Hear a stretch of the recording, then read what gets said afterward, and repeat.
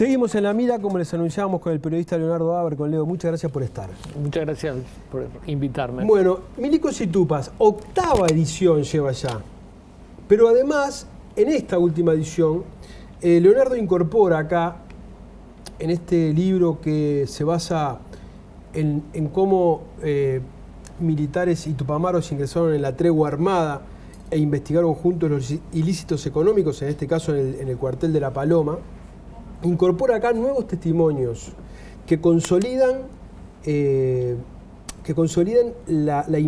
idea y esa imagen del carácter que tuvo la tregua y hasta qué grado llegó. ¿Es así? Es así. Es decir, lo que para mí estaba ya comprobado, que por eso estaba en el libro, si no, no lo hubiera puesto. Está claro. Han pasado, el libro salió en 2011. Es decir, me pasó que en el trabajo periodístico, después que sale un libro la gente te llama, te cuenta, claro, empezaron a aparecer cosas que no estaban, que no estaban y que reafirmaban y que corroboraban. Y cuando vi que había un cúmulo importante de cosas para agregar, también hice un poco de nueva investigación yo y agregué, conseguí algunas otras que no eran conocidas. Y en definitiva es eso, reafirma y confirma y recontrachequea lo que ya había salido. Que bueno, como tantas cosas que se le han señalado al MLN de su papel en la predictadura y en la postdictadura han sido negadas. Pero está confirmado que miembros del MLN participaron junto con militares en interrogatorios a empresarios. Sí.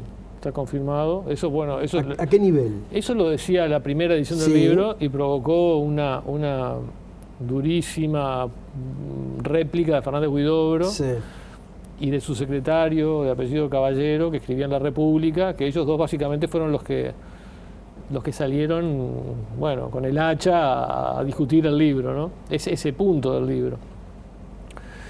Hay nuevos empresarios. Hay nuevos testimonios no de un empresario, sino de una viuda de un empresario, porque está muerto, que recuerda aquella época.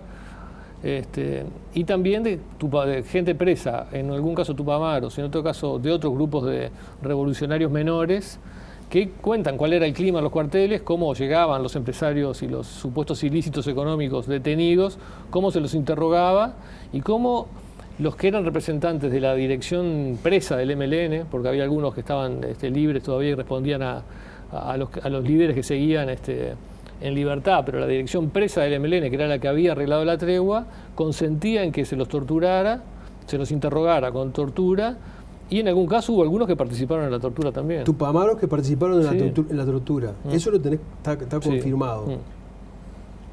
¿Fito? Bueno, la relación entre la izquierda y los derechos humanos es mucho menos obvia de lo que de repente podía pensar nuestra generación, ¿no? Porque nuestra generación durante la dictadura, la salida de la dictadura, pensábamos, no, la izquierda es la perseguida, ¿no? Es la víctima de las violaciones a los derechos humanos. Pero bueno, con el tiempo sabemos que no es así, ¿no? La relación no solo de los tupamaros con los derechos humanos es problemática. La relación histórica del movimiento comunista internacional con los derechos humanos es problemática, por decirlo menos, ¿no? Exacto. Para no empezar a hablar de las colectivizaciones forzosas, ¿no? En los tiempos del estalinismo, ¿no? O de los juicios de Moscú, de los procesos de Moscú. Entonces, la relación entre izquierda y derechos humanos es muy bienvenido, ¿no? Muy bienvenido que se la someta a crítica, ¿no? Incluso hay una cosa muy interesante, otra cosa que agrego es, cuando empieza todo esto de los empresarios, estamos en el 72, todavía democracia. Democracia media tambaleante y deteriorada, pero todavía no había sido el golpe. Y entran a caer estos empresarios y supuestos delincuentes económicos presos por esta acción conjunta del MLN y del Ejército y del MLN a espaldas del sistema judicial, ¿no? Y del gobierno. Y hay una nota de Mario Benedetti en Marcha, que yo la había citado en la primera edición, en la cual, de algún modo, Benedetti la goza, de algún modo. Dice, bueno, todos estos que eran de la burguesía, de la alta burguesía, y que no decían nada cuando mataban a los estudiantes y cuando torturaban a los militantes sociales, ahora están viendo en carne propia lo que es la máquina esta. Y termina siendo un chiste, o no sé, diciendo, bueno, si a ellos también le van a hacer el submarino, van a tener que habilitar la piscina de Trouville para hacerlo. Terrible. Eso lo escribió Benedetti Eso está en la primera edición Sí, del me libro. acordaba de eso. Pero después, ahora volví a leer, y la semana siguiente en marcha, que yo realmente tendría que haberlo puesto en la primera edición, pero bueno, no estaba y ahora quedo contento de agregarlo. Hay una editorial de Quijano, que es la antítesis del de Benedetti, en el cual primero dice, esta alianza entre presos y perseguidores es un sinsentido, es una aberración, no va a conducir a nada bueno. Y luego también hace una argumentación demoliendo la tortura, pero la tortura para todos, la tortura cuando era para estudiantes o cuando era para empresarios. Y yo otra cosa que incorporé en esta edición es el testimonio de David Cámpora, que era un integrante de la dirección presa del MLN, es un artífice de la tregua, y lo llamé para que diera su versión y hubiera un contrabalance con las cosas que se dicen. Y le dije a Cámpora, pero Cámpora niega totalmente. Cámpora tenía a su cargo el archivo del MLN. Exacto. Sí. Es hasta que se lo donó a la Facultad de Humanidades. Mirá. No lo tiene más Cámpora. ¿Y qué decías? Bueno, Cámpora sí hablaba de la tregua, de desentendimiento, que él dice que ellos nunca, que fue una cosa simplemente para ellos tratar de usar a los militares en su beneficio, en el beneficio de sus ideas. Pero dije, bueno, pero sobre el tema de la tortura, Cámpora niega totalmente. Cámpora niega. Niega que hubiera habido algún tipo de participación de la tortura de Tupamaros.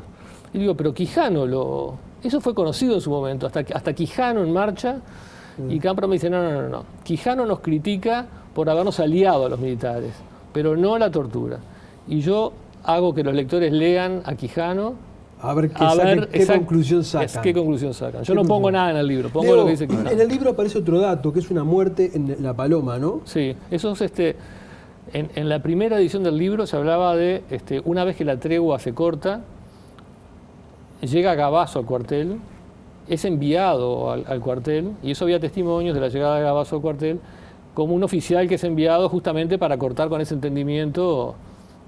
¿Está contado en tu libro de Gabazo? Claro, pero en el libro de Gabazo aparecieron datos nuevos, Gabazo habla de eso, y también en unas charlas que tuve casualmente por otro tema, pero apareció el tema con Beck Villegas antes de su fallecimiento en el Expreso Posito, donde estaba siempre. Ex ministro de Economía, de la dictadura. En lo que él llamaba su oficina. En su oficina, exactamente. Sí, me habló también de ese momento en el cual se decide cortar con la tregua, que según me decía Beck Villegas fueron los generales Cristi y Zubía, los principales, y eso también entonces pude incorporar en el libro el fin de la tregua, el rol de Gabazo y el primer muerto que hay en La Paloma, que yo lo investigo en mi libro de Gabazo, que seguramente fue Roberto Comensoro Hoffman, ¿no? Es el primer desaparecido que hay, ¿no? ¿Los restos de él aparecieron?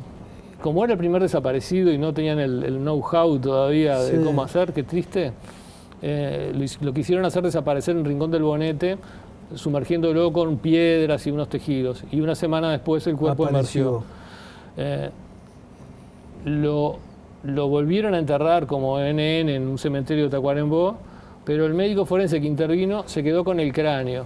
Y el haberse quedado con ese cráneo permitió en el año 2000, o ahora no recuerdo la fecha exacta, identificar que era Comensoro Hoffman. ¡Qué historia! Tremendo. El asunto de Milicos y Tupas es interesante rastrearlo porque ¿cómo es posible, Leo, cómo es posible que Milicos y Tupas terminen convergiendo? Seguramente vos has pensado mucho sobre esto, pero por lo menos tenían algunas cosas en común, ¿no? Además de las armas, además del nacionalismo, ¿no? La pasión nacionalista, la obsesión con la corrupción, exacto, ese es que es muy de la época, exacto. que es muy de la época, y además, en el fondo, son dos insurgencias contra los partidos.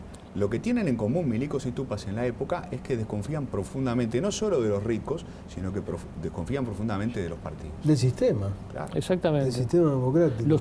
Como tú sabes más que yo de eso, pero como yo lo veo de esta investigación y de los que hablé, es decir, los Tupamaros luego llegaban a esa elaboración luego con cierta formación política, luego de cierta discusión, tampoco, no tanto como en el Partido Comunista, no, mucho menos, claro, ¿no? Sí. Pero bueno, había cierta formación política, algunos tupamaros tenían más, otros menos.